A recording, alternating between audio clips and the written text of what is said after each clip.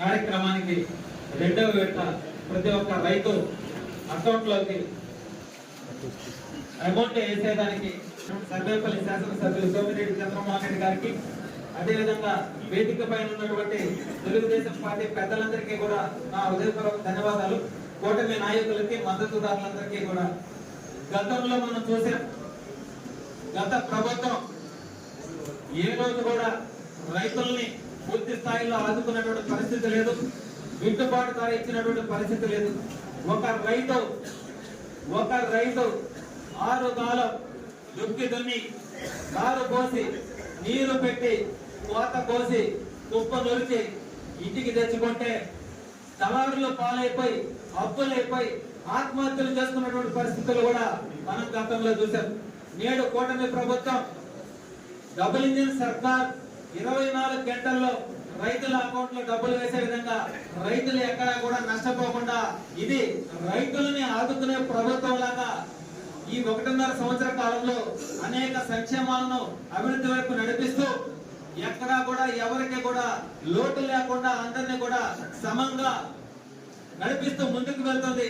గత ప్రభుత్వం చేసిన అప్పులని వడ్డీలు కట్టుకుంటూ కష్టమైన, భారమైన, నష్టమైన అటు కేంద్రం సపోర్టుతో ఇటు రాష్ట్రంలో 40 సంవత్సరాల అనుభవం కలిగినటువంటి మన ముఖ్యమంత్రి, మన ప్రియతమ నేత నారా చంద్రబాబు నాయుడు గారు కావచ్చు, అదే విధంగా డిప్యూటీ సీఎం గా పవన్ కళ్యాణ్ గారు కావచ్చు, మన సర్వేపల్లి శాసనసభ్యులు సోమిరెడ్డి చంద్రమోహన్ రెడ్డి గారు కావచ్చు, వీళ్ళందరూ కూడా ఇటు నియోజకవర్గం అభివృద్ధి, అటు రాష్ట్రాన్ని అభివృద్ధి వైపు నడిపిస్తూ అందరికీ కూడా సంక్షేమ ఫలాలు అందే విధంగా, పేద బడుగు బలహీన వర్గాల జీవితాలను వెలుగులు నింపే విధంగా ఈ యొక్క కూటమి ప్రభుత్వం పనిచేస్తుంది అనడానికి ఈ 1.5 సంవత్సర కాలంలోనే అనేక విధాలుగా రాష్ట్రాన్ని అభివృద్ధి వైపు నడిపిస్తూ ఉన్నారు.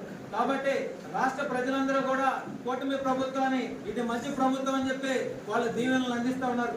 కాబట్టి ఎప్పుడు కూడా మనం ఆలోచించాల్సింది, గతంలో చేసిన తప్పులు, గొప్పలు అవన్నింటినీ కూడా కప్పిపుచ్చుకునేడానికి కూటమి ప్రభుత్వం వైపు వైసీపీ నాయకులు దుమ్మెత్తి పోస్తూ, అదే ఈ సర్వేపల్లి నియోజకవర్గంలో కూడా ఒక ఆయన ఉన్నాడు, మీకు తెలిసిందే. ఆయన వ్యక్తిగత విమర్శలు చేస్తూ మన సర్వేపల్లి శాసనసభ్యులు సోమిరెడ్డి చంద్రమోహన్ రెడ్డి గారు పేద గిరిజనుల కాలనీలు కూడా అభివృద్ధి వైపు నడిపిస్తూ ఉంటే ఆయన వ్యక్తిగత విమర్శలు చేస్తూ కుటుంబాన్ని దూషిస్తూ ఉంటే మనం చూస్తూ ఊరుకుంటామా?